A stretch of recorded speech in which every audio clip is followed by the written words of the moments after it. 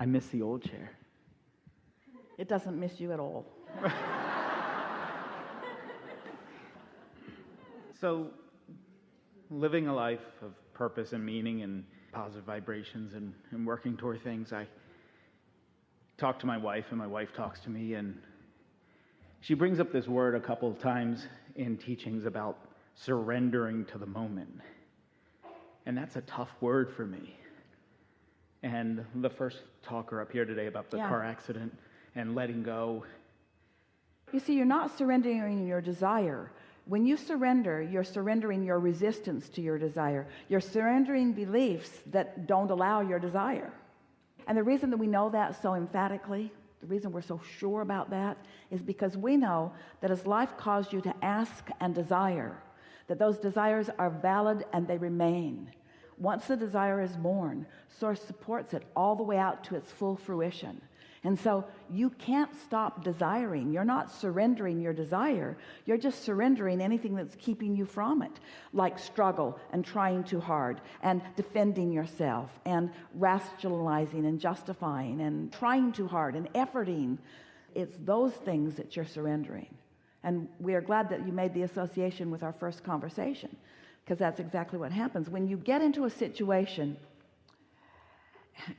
we just love it when you get to the place that you can't do anything else to fix something, because that's when you finally, usually only then, begin doing the things that work anyway.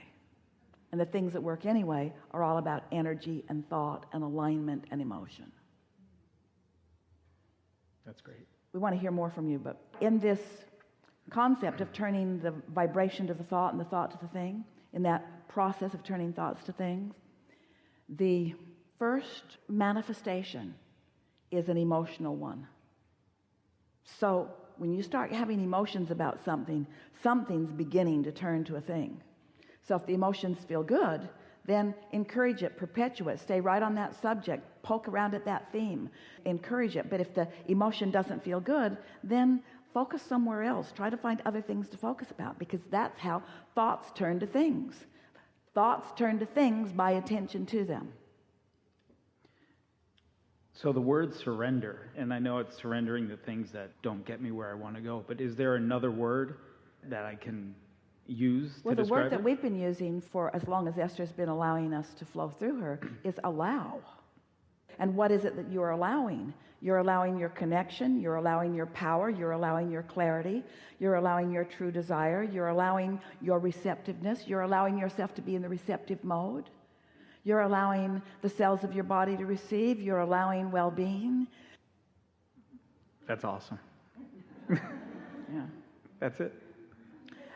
It's not an easy thing for humans to give in to their own worthiness, to surrender to your worthiness, to surrender to what's good. And part of it's because of lack of trust of what you're surrendering to. In other words, usually when an army surrenders to another army, there's torture involved or something.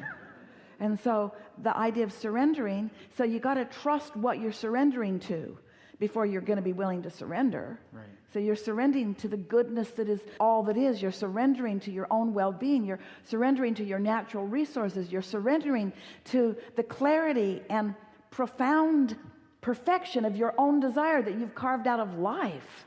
Yeah, really, really, really good. Enough? Enough. Thank you.